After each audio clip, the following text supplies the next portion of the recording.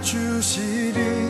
우리가 낮아지면 그가 높이시리. 하나님. 예수님께서는 제자들이 어부 출신이 참 많았습니다. 여러분들 어부 출신이 많았는 거 알고 있었죠? 최초의 제자도 어부였습니다. 그리고 이 어부인 제자 누굽니까? 베드로, 안드레, 시몬, 그죠? 이 세 명이 결국은 또 예수님의 수제자가 되어지는 장면을 성경은 드러내고 있습니다. 마태복음 4장 18절에도 갈릴리 해변에서 예수님의 제자를 부르시는 장면이 나옵니다. 갈릴리 해변에 다니시다가 두 형제 곧 베드로라 하는 시몬과 그의 형제 안드레가 바다에 그물 던지는 것을 보시니 그들은 어부라 말씀하시되 나를 따라오라 내가 너희를 사람을 낚는 어부가 되게 하리라. 그들이 곧 그물을 버려두고 예수를 따르니라. 거기서 더 가시다가 다른 두 형제 곧 세베대의 아들 야고보와 그의 형제 요한이 그의 아버지 세베대와 함께 배에서 그물 깁는 것을 보시고 물으시니 그들이 곧 배와 아버지를 버려두고 예수를 따르니라 라고 기록하고 있습니다. 예수님의 제자들은 첫 번째 제자는 어부였습니다. 그리고 그들은 다 수제자였습니다.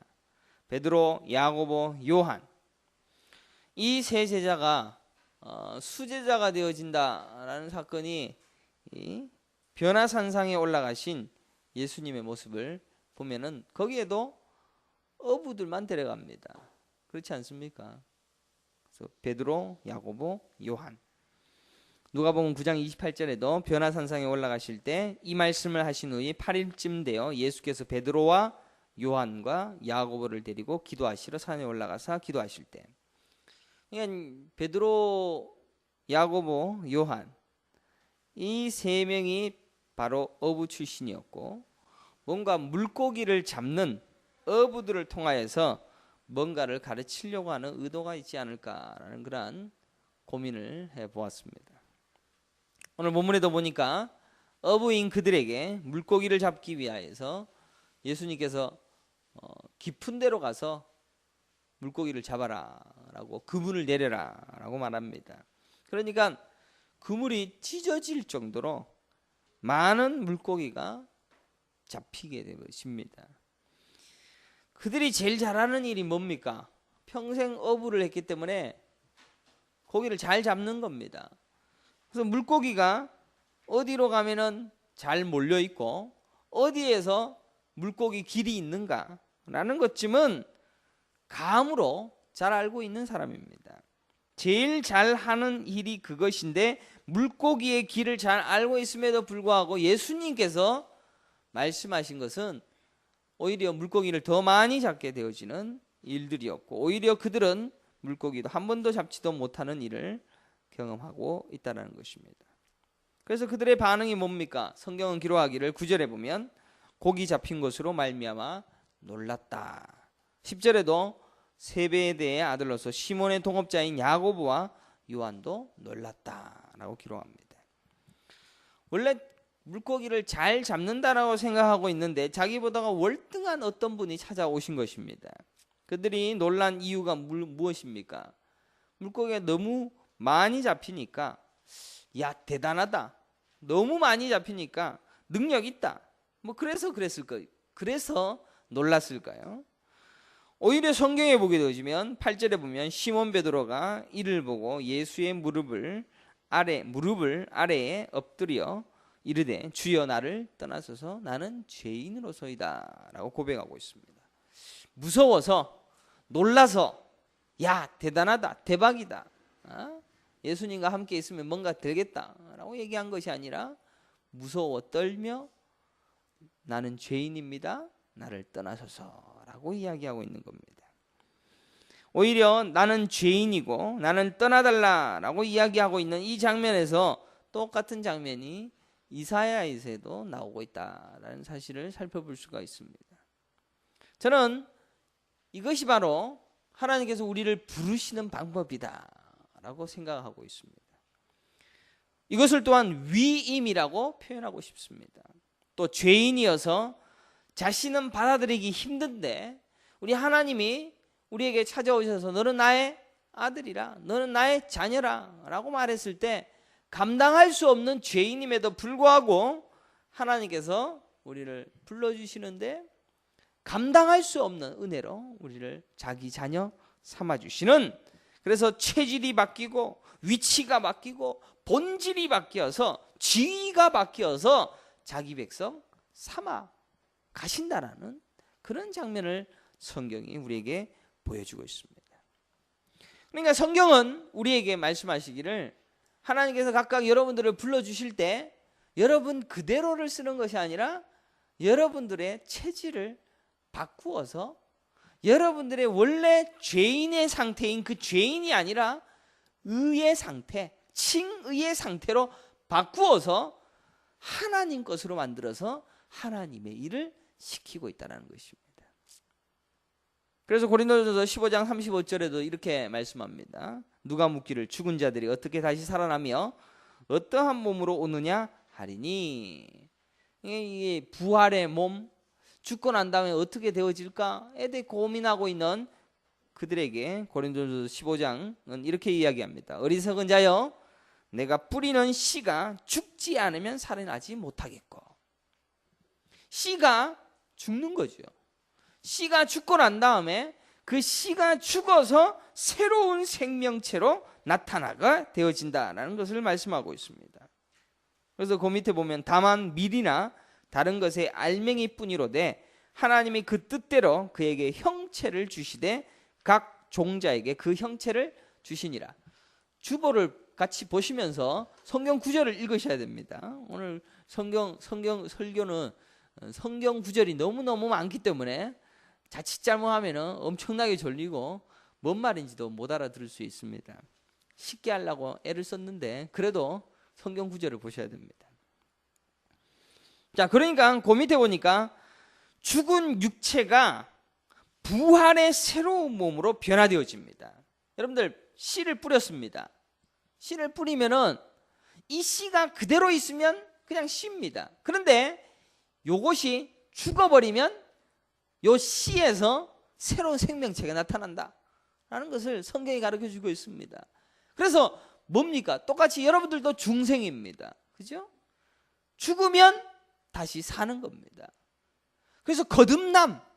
그래서 예수님도 너희가 거듭나지 않아 하면 영생을 얻지 못한다. 거듭남이 뭡니까? 라고 하니까 죽었다가 다시 사는 겁니다.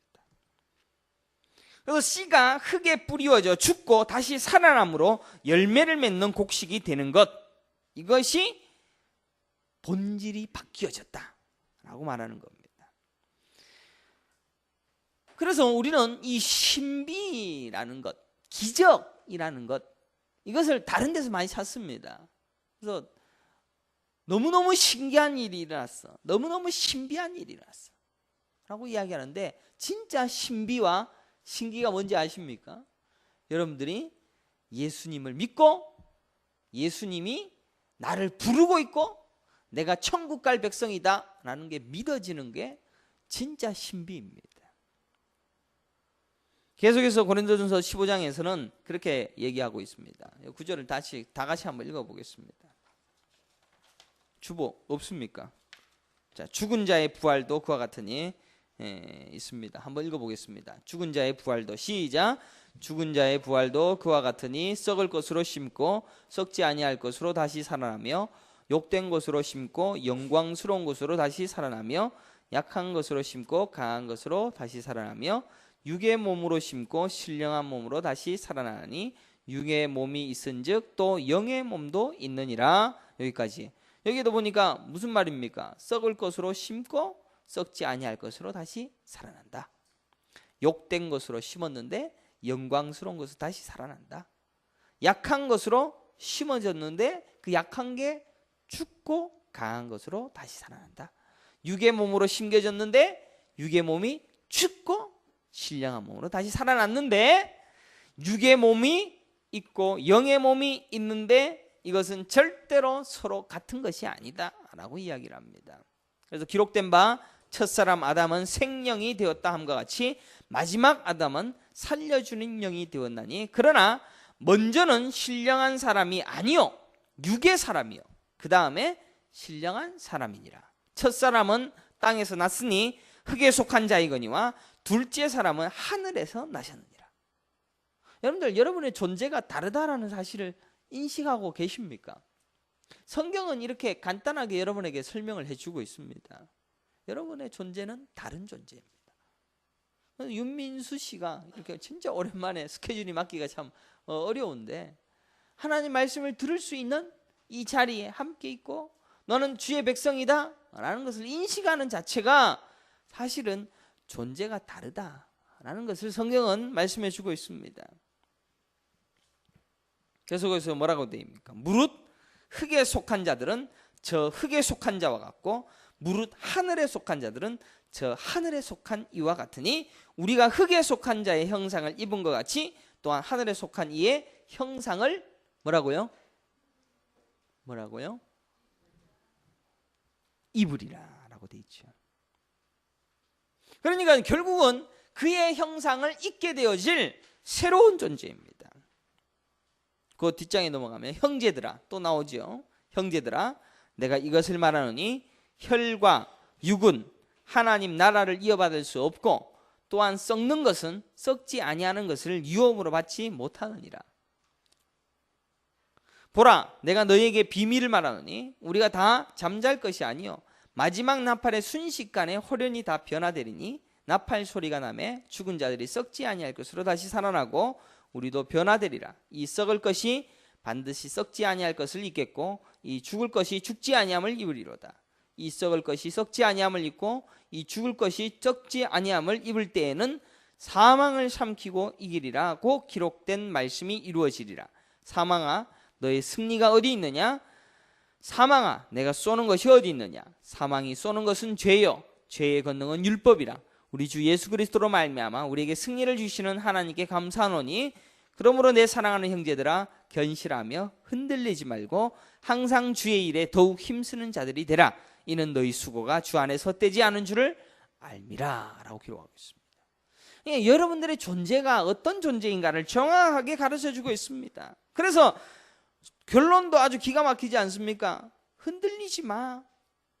항상 주의 일에 힘써. 너희 존재는 달라. 너는 하나님의 백성이야. 너는 신령한 몸을 입었어. 누구와 더불어서? 예수로 더불어서. 원래는 죽을 육체였고 원래 죽은 자였으며 나는 죄인이로다. 아까 베드로가 그러냐? 나는 죄인입니다. 나를 떠나소서. 이게 우리의 당연한 반응입니다. 우리 하나님이 우리에게 오실 때 우리는 절대로 나 구원받을 수 있습니다. 그런 이야기 못합니다. 나는 죄인입니다. 나를 떠나소서. 그런데 우리 하나님이 우리의 체질을 바꾸어서 너는 의인이야. 너는 하나님의 백성이야. 신령한 몸을 내가 만들었어. 그러니까 흔들리지 마. 주의 일에 더 힘써. 네 것은 하나님 거니까 네 몸, 네 거라 생각하지 말고 하나님 것으로 충성을 다해. 성경은 우리의 체질이 바뀌고 우리의 본질이 바뀌었으며 우리의 임무가 바뀌고 우리의 실상이 바뀌었음을 선포하고 있습니다. 그러나 이 말씀이 있음에도 불구하고 우리는 이 땅에 살아가는 많은 삶의 방식들 앞에 여전히 똑같은 모습으로 살고 있습니다. 예수님은 어부인 그들에게 찾아갑니다. 너희들 바다에 물고기를 낚는 사람이지? 물고기 낚는 사람이지? 그런데 내가 이제 너희를 바꿔줄 거야. 죄인이여 나를 떠나소서 라고 해도 필요 없어. 너는 이제 사람을 낚는 어부야. 완전히 바뀌어진 새로운 인물을 너에게 줄 거다. 너의 존재가 바뀌었다 라는 것을 선포해 주고 있습니다. 그리고 그것은 예수님의 부활 이후에 완전한 자로 성령 받은 자로 그 일을 감당하게끔 만들어 가시는 것입니다. 물론 이 간단한 체질 변화의 선포 뒤에도 제자들이 확실히 바뀐 것은 사실입니다. 여러분들 이런 하나 예수님께서 직접 너는 사람 낚는 어부가 되었어 라고 선포해 주니까 제자들이 어떻게 합니까? 아버지와 배를 버려두고 떠나갑니다. 예수님을 쫓습니다. 11절에 보니 그들이 배들을 육지에 대고 모든 것을 버려두고 예수를 따르니라. 이 결론이 나오는 겁니다. 그들이 버렸다는 것은 참으로 큰 것이었습니다. 그래서 후에 이 베드로가 자기들이 버렸음을 예수님께 이야기합니다. 나는 이렇게 버렸습니다. 너스레를 떱니다. 누가복음 18장 28절에 보면, 누가복음 18장 28절이 한참 뒤지요. 베드로가 여짜오되 보옵소서 우리가 우리의 것을 다 버리고 주를 따랐나이다. 베드로가 버린 것이 별로 대단하지 않다라고 생각하는지 몰라도 대단한 거 맞습니다. 생업을 다 버렸습니다. 게다가 이 사람은 배를 부린 것뿐만 아니라 품꾼이 있었다는 것도 성격이 드러내고 있습니다. 품꾼도 있습니다.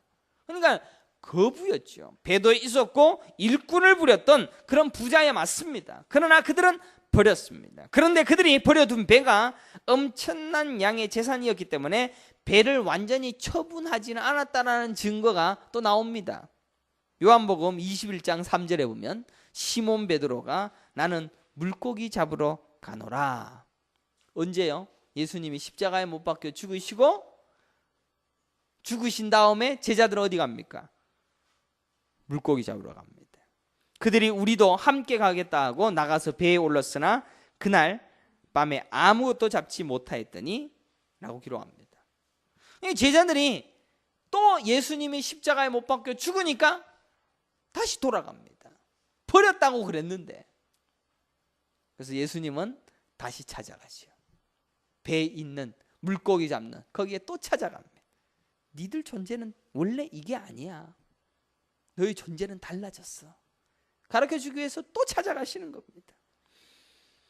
배를 다시 살려면 돈이 많이 들 텐데 그런 들도 없었을 것입니다. 그러니까 3년 동안 배를 갖다가 호루를 씌워서 어디 숨겨놓고 있다가 예수님이 돌아가니까 아이고 고마 다시 돌아가자 라고 하면서 돌아갔던 겁니다. 그러나 예수님은 한 번 더 말합니다. 오늘 고린도전서 15장의 말씀처럼 너희들은 확실해져서 확고하게 흔들리지 말라. 흔들리지 말라. 왜? 너는 체질이 바뀌었으니까. 너는 죽을 육체가 아니라 영원히 살 영혼의 새로운 육체로 입었으니까. 예수님은 한 번 더 너의 체질이 바뀌었음을 가르쳐주면서 아주 친절하게 인내심을 가지고 가르치고 있습니다. 그래서 예수님과 베드로 사이에는 계속해서 물고기가 등장합니다. 물고기 또 등장합니다.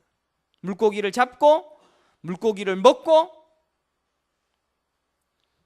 그런 베드로에게 너희는 사람을 낚는 어부가 되게 하시겠다라고 말씀하고 있습니다. 물고기 잡으러 간 베드로에게 또 찾아가서 이번에는 물고기 말고 뭐라고 얘기합니까? 너는 내 양을 치라. 내 양을 먹이라. 라고 가르치면서 신분이 바뀌어진 너의 삶을 이제는 주님을 위하여 다 드려라. 라고 가르치고 있습니다. 이 일련의 과정이 뭡니까? 우리를 향하신 하나님의 마음이라는 것입니다. 하나님은 이 마음으로 자기 제자들을 불러 모으십니다. 우리는 이 땅에 살면서 너무 바쁩니다. 너무 분주합니다. 내가 해야 할 것도 너무 많습니다. 내가 누려야 될 것도 너무나도 많습니다. 그러나 우리 하나님께서는 자기 백성으로 내가 가르쳐야 할 것들, 나의 일을 해줘야 할 백성들을 찾아서 불러 모으고 있다는 것입니다.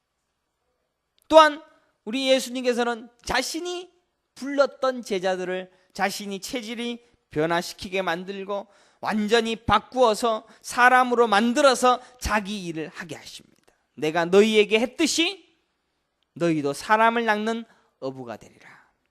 그리고는 내 양을 치라 라고 가르치고 있습니다. 우리가 교회를 찾아 헤맵니다. 바른 신앙생활이 무엇일까 고민합니다.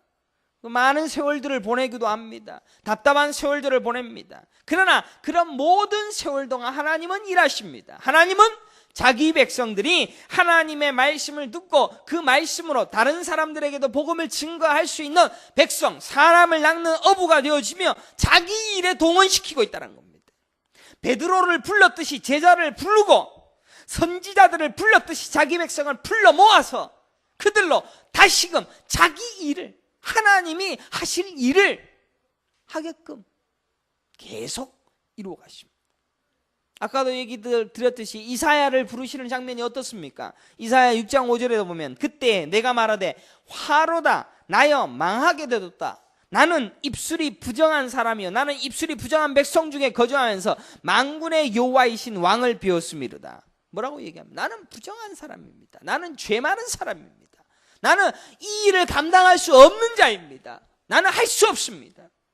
그리할 때 베드로처럼 똑같이 죄인임을 고백하고 있는 바로 그때에 6절에 이렇게 이야기합니다. 6절에 보면 그때에 그 스랍 중에 하나가 부젓가락으로 제단에서 집은 바 핀 숯을 손에 가지고 내게로 날아와서 그것을 내 입술에 대며 이르되 보라 이것이 내 입에 닿았으니 내 악이 뭡니까? 제하여졌고 내 죄가 사해졌느라. 뭡니까? 바뀌었습니다. 그죠? 바뀐 거가 안 바뀐 겁니까? 바뀌었지 않습니까? 베드로가 나는 죄인입니다. 떠나십시오. 라고 했지만 나는 사람 낚는 어부야. 바뀌어 주셨습니다. 이사야가 나는 부정한 입술이야. 그러니까 수출을 입에다 탁 대고는 너는 이제 부정한 사람 아니야. 네 악이 제하여졌고 네 죄가 사해졌어. 체질을 바꾸었다는 겁니다. 여러분들 예수 그리스도를 내 구주로 모시고 있는 그 순간 여러분들은 뭡니까? 의인입니다. 믿으시길 간절히 축원합니다. 나는 의인입니다. 나는 여태껏 죄로인입니다. 나는 죄 중에 살았습니다. 그러나 예수를 믿고 예수가 내 의인입니다. 예수로 인하여 나는 구원을 얻을 수 있습니다. 라고 믿는 그 순간 예수님으로 인하여 나는 의인입니다. 누가 뭐래도 의인입니다. 그래서 로마서 8장은 누가 너를 정죄하리요? 라고 말씀하고 있습니다. 죄인에서 의인으로 바꾸십니다. 하나님이 칭의해 주십니다. 그리고 8절에 이사야가 이렇게 고백하지요. 내가 또 주의 목소리를 들으니 주께서 이르시되 내가 누구를 보내며 누가 우리를 위하여 갈고 하시니 그때에 나를 보내소서 하였더니 여호와께서 이르시되 가서 이 백성에게 이르기를. 이사야가 나는 전혀 할 수 없는 자이다 라고 하니까 바꾸어 주신 다음에 야 어디로 가야 되는데 보내야 되는데 누가 갔으면 좋겠고 그러니까 이사야가 나를 보내소서. 그러나 구약에는 분명히 그 율법 그 하나님의 말씀이 닫혔다는 사실이 그 뒤에 나옵니다. 너희가 듣기는 들어도 깨닫지 못할 것이요 보기는 보아도 알지 못하리라 하여 이 백성의 마음을 둔하게 하여 그들의 귀가 막히고 그들의 눈이 감기게 하라. 염려하건대 그들이 눈으로 보고 귀로 듣고 마음으로 깨닫고 다시 돌아와 고침을 받을까 하노라 하시기로. 뭡니까? 하나님께서 아무나 안 들리게 한다는 겁니다. 아무나 못 보게 한다는 것입니다. 보게 할 사람만 찾아가셔서 너는 의인이야. 하나님은 낚시질 하시는 겁니다. 이사야에게 나타나신 하나님은 베드로에게 하신 것 같이 체질을 바꾸시고 네가 사람 낚는 어부가 되게 하리라. 죄인인 신분에서 하나님의 일을 하는 자로서 바꾸어 주십니다. 무릎 꿇는 나는 죄인입니다. 나를 떠나소서 하는 그 자리에서 의인이라는 신분으로 바꾸시옵소서. 똑같이 그 일을 하는 자로서 만들어 주신다는 것입니다. 이사야에서 그러나 아무나 자기가 원해서 그것을 깨닫고 돌이킬 수 없도록 하나님이 선택을 해야지만이 하나님이 데려오겠다 너 듣게 하겠다 라고 작정하셔야만 그 말씀을 들을 수 있는 그 자리로 가게 하신다는 겁니다. 그래서 10절에 보면 귀로 듣고 마음으로 깨닫고 다시 돌아와 고침을 받을까?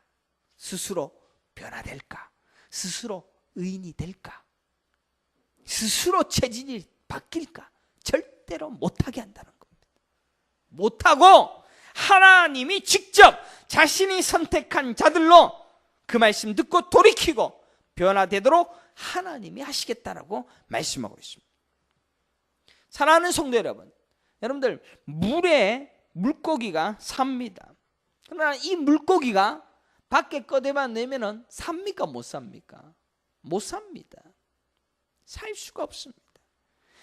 물고기가 땅으로 올라오면 절대로 살 수가 없습니다. 물고기는 물에 살아야지 물고기입니다. 그런데 예수님은 물고기인 우리를 물에서 살고 있는 그 물고기를 땅으로 끄집어내 버립니다. 그리고 아가미로 숨을 쉬고 있는 그 물고기에게 허파로 숨을 쉬는 존재로 바꿔버립니다. 다시 못 돌아갑니다. 다시 못합니다. 물속에 사는 것이 편안했다라는 것이 이제는 어색해집니다. 자연계에서는 허파를 가진 놈, 아가미를 가진 놈이 갈라져 있습니다.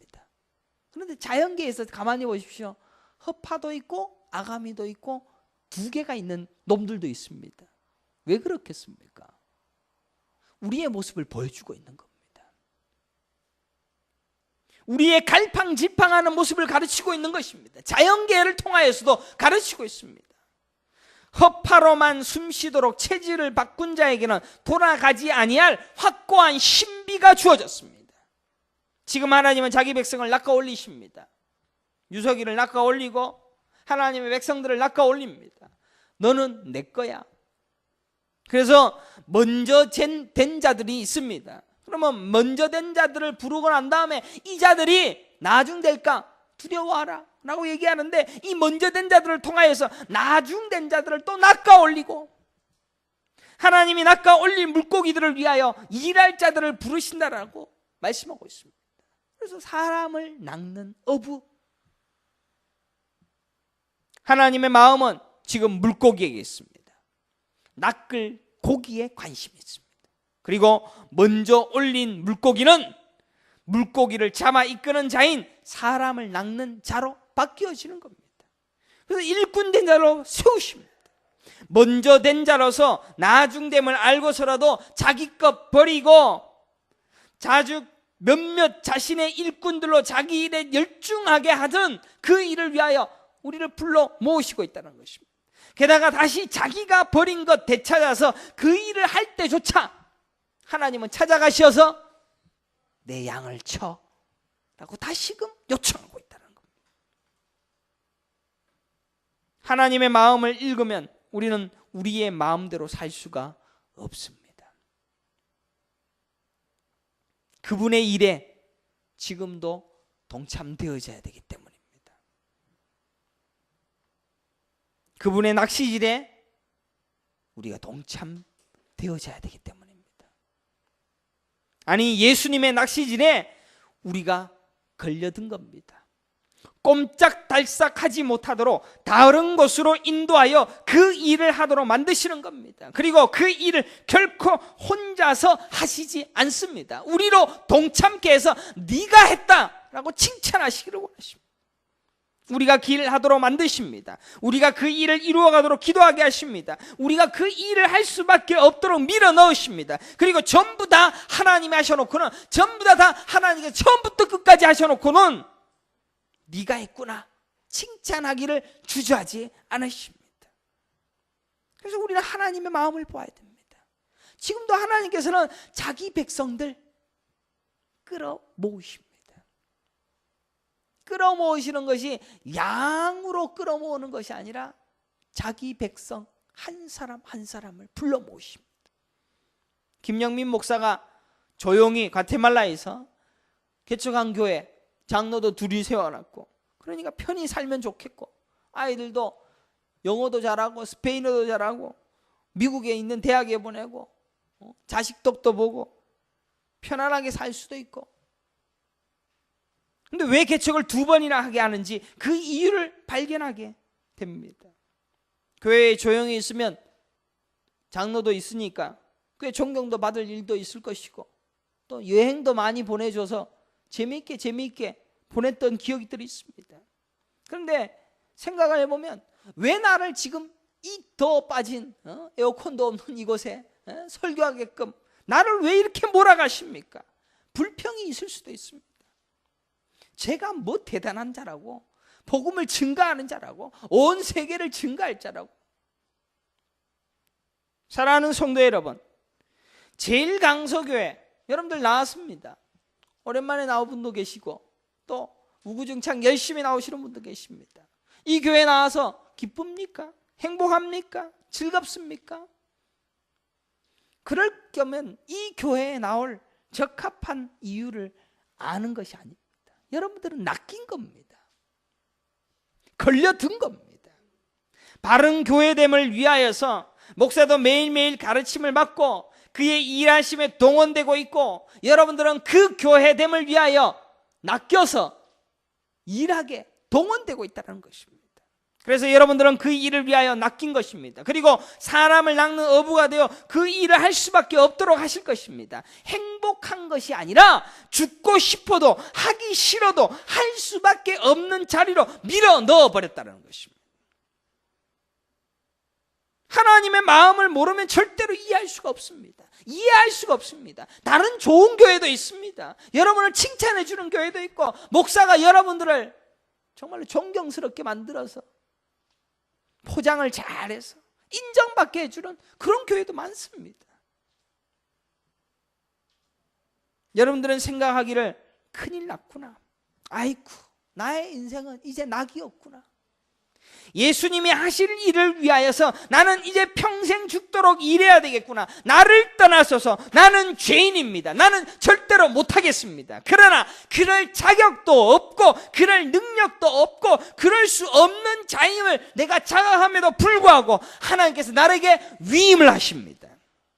그리고 너는 칭의를 받았고 너는 낚였어. 그러니까 너는 이 부르심에 받은 자로서 끝까지 날 따라와야 돼.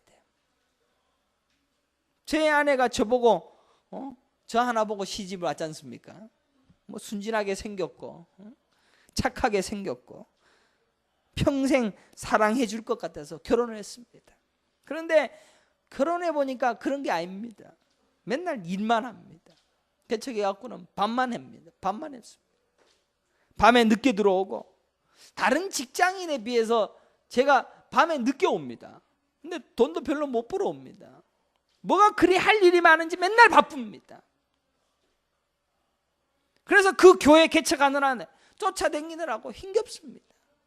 사모라는 걸 감당하려니 이거 보통 힘든 일이 아닙니다. 제 아내가 말합니다. 내가 원한 것도 아닌데 남편 따라서 하다 보니 이것까지 하게 되어졌어요. 그럼 남편인 당신은 그래도 내가 원한 것을 한 게 아닌 거 아니니까 당신이 좀 나를 위로해 주면 안 돼? 그래서 같이 가면 안 돼? 라고 말할 수가 있습니다. 위로해서 같이 가야지, 함께 가야지. 그런데 하나님은 김영민을 불렀겠지만 아쉽게도 김정혜도 불렀습니다. 김영민의 아내로서 부른 것이 아니라 김정혜도 사람을 낚는 업으로 불렀다는 겁니다. 그래서 물고기 잡으러 보내는 겁니다. 사람을 낚는 업으로 만드시는 겁니다. 자신만 잘 키우면 되겠지, 내가 있는 곳에서 최선을 다해서 살면 되겠지, 맞는 말입니다. 하지만 하나님의 마음을 보자라는 겁니다. 하나님께서 왜 이사야를 부르고 왜 베드로를 부르고 왜 하나님의 백성들을 불러 모으는 제자들을 불러서 그들로 전도하게 하시고 사람을 낫게 하시고 복음을 증가하게 하시고 그곳에서 핍박받게 하시고 그곳에서 아프게 하시고 그곳에서 눈물 흘리게 하고 심지어 죽음이 당하게 하고. 제 아는 3년 선배인 방효원 목사, 저하고 같이 판방 쓰면서 일주일 넘게 이야기도 하면서 과테말라에서도 늘 전화 와서 어떻느냐, 근데 캄보디아에서 자기 자식 둘 죽고 자기도 죽었고 아내도 죽고 다 죽었습니다. 애는 팔을 잘라야 되고 하나이는 아직도 의식이 돌아오지 않습니다. 왜 그 짓 합니까? 여러분의 인생은 지금 괜찮다고 생각합니까? 체질 바꿔주어서 칭의를 시켜서 여기까지 끌고 왔는데 나는 괜찮다라고 생각합니까? 왜 그 사람은 죽어야 되고? 하나님의 마음을 봅시다. 여기에서 벗어나고 싶습니까? 제일 편한 방법이 있습니다. 나는 죄인입니다. 나를 떠나소서. 그러면 천국 못 갑니다. 절대로 천국 못 갑니다. 그가 의롭다라고 칭해주지 않으니 영원히 죄인으로 죽는 겁니다. 그러나 그런 선택권마저도 우리에게는 주어진 바 된 적이 없습니다. 하나님이 의인이라고 불러서 자기 백성 삼아서 너는 내 거야 라고 하면 그 다음부터는 우리는 끝이란 겁니다. 우리는 물속에 살던 물고기의 방식을 다 잊어버리고 하나님이 요구하는 방식대로 살아야 됩니다. 내가 원하는 곳으로 가는 것이 아니라 내가 원하지도 아니한 곳으로 가게 하십니다. 우리에게 의인이라는 칭호를 붙여셔서 의인 삼으셔서 사람 낚는 어무로 만들어버렸습니다. 다른 선택권이 없습니다. 마태복음 13장 47절 보십시오. 또 천국은 마치 바다에서 치고 각종 물고기를 모는 그물과 같으니 그물에 가득함에 물가로 끌어내고 앉아서 좋은 것은 그릇에 담고 못된 것은 내버리느니라. 그물에 시큰했는데도 좋은 것은 그릇에 담아서 그 어떻게 됩니까? 먹히는 겁니다. 하나님 앞에. 맞습니까? 천국에 먹히는, 천국 가면 좋다라고 생각하십니까? 그물에 걸려서 좋은 것으로 골라져서 먹히는 겁니다. 세상 끝에도 이러하리라. 천사들이 와서 의인 중에서 아기를 갈라내어 풀무불에 던져 넣으리니 거기서 울며 이를 갈리라. 편하게 사시겠다라며 계속 물에서 노시면 됩니다. 그러나 꼬리에 힘으로 노는 물고기가 절대로 머리의 의지로 가는 것이 아니라 자신이 원하는 곳으로 마음껏 다니는 그 꼬리, 물고기의 삶을 계속 산다면 구원은 없습니다. 그의 그물에 걸려들어서 그에게 잡힌 바 되어져서 그의 일하시는 바에 의하여 이끌림을 받는 것입니다. 전도서 9장 11절에 물고기들이 재난의 그물에 걸리고 새들이 올무에 걸림같이 인생들도 재앙의 날이 그들에게 홀연히 임하면 거기에 걸리느니라. 일의 결국을 다 들었으니 하나님을 경외하고 그의 명령들을 지킬지어다. 이것이 모든 사람의 본분이라. 하나님은 모든 행위와 모든 은밀한 일을 선악간에 심판하시리라. 우리는 그에게 걸려들 겁니다. 걸려들어서 그가 하시는 대로, 그가 원하시는 대로 행할 뿐입니다. 사랑하는 성도 여러분, 하나님의 마음을 읽으십시오. 지금 여러분들에게 여러분들을 낚아채서 그물로 끌어들여서 여러분들을 자신의 소유를 삼으셨습니다. 제가 설교를 할 때도 여러분은 하나님의 소모품입니다. 여러분은 하나님의 것입니다. 하나님의 노예입니다. 내 것 주장할 수가 없습니다. 다시 물로 돌아가겠다라고 소리치지 마십시오. 꼬리짓하지 마십시오. 미끼에 있는 날카로운 바늘에 입술이 깨어져서 꼼짝달싹 못하고 그에게 이끌리는 대로 따라가십시오. 그리고 그가 시키는 대로 그의 일꾼 되십시오. 사람을 낚아오라면 그 일 하십시오.